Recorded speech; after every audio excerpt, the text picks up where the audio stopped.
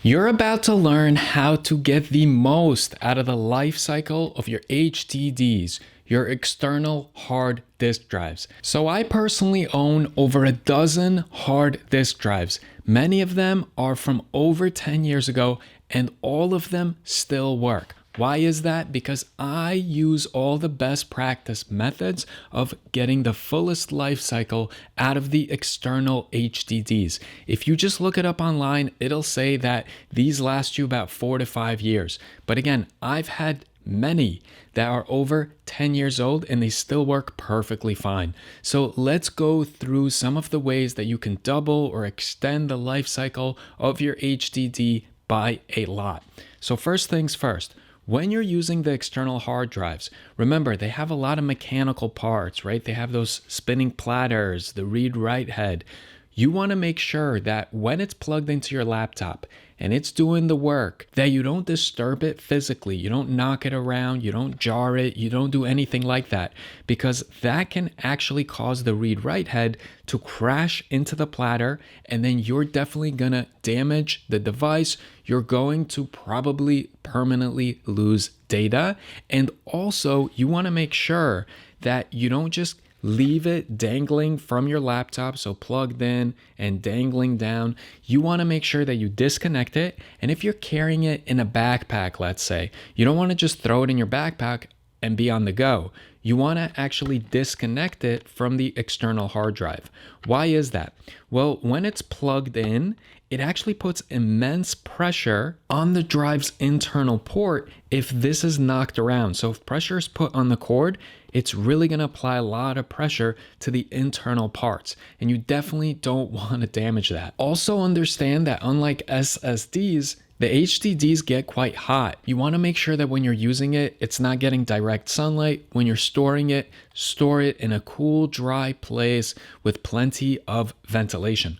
Also, never have more than 85% of the total amount of space available. So let's say that you have a hard disk drive that has 1 terabyte of data capacity to be stored on it. You don't want to go over 850 gigabytes. Why is that? Well, because a nearly full drive can become slower, it can be harder to manage, it can become very fragmented. There's also a chance that the files that you're saving get written inefficiently and your data is going to get lost. One thing that you can do that's really helpful is to use defragmentation and optimization tools that are available on your devices. Let me show you. So the first step is, if you're using the Windows operating system, you can simply search for defrag and you will see the defragment and optimize drives option right here. Once you open that up, you will see all of the drives, the media types that you can go ahead and defragment. So I will select my Western Digital Elements HDD, and then I'll select Optimize. Also, I want to point out that these work best when they're used as like periodic backups instead of active workflows. So you don't want to be using this every single day, all day long. This is not where you're going to get the most out of your HDDs. You should use them as like storing an archive, something you're going to access maybe once a week, once a month, couple of times a year. If you are looking for a device that you can use daily, then you have to look into SSDs, solid state drives. I've made a video about that, the SSDs versus HDDs. I'll link it in the description of this video. I'll also link a video detailing the parts that are within an HDD, because it really is a technological marvel how humans have designed this, and the fact that it's still used today is absolutely impressive. I would definitely check that one out. Here's something else I want to point out. When you're using your hard disk drive, pay attention to the noises that it's making, if any. Now, it's normal to hear some whirring sounds, but if you ever start hearing clicking noises or grinding noises, this is not a good sign. This likely means that your HDD is close to failure.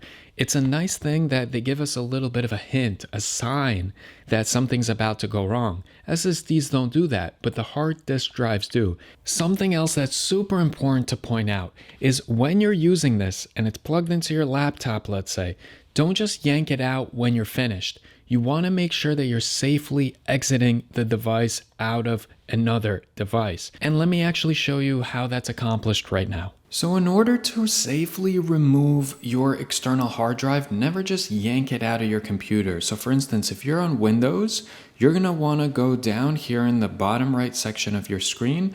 You will click on Show Hidden Icons, and you will select this icon that looks like a USB flash drive. If you hover over it, you'll see that it says Safely Remove Hardware and Eject Media.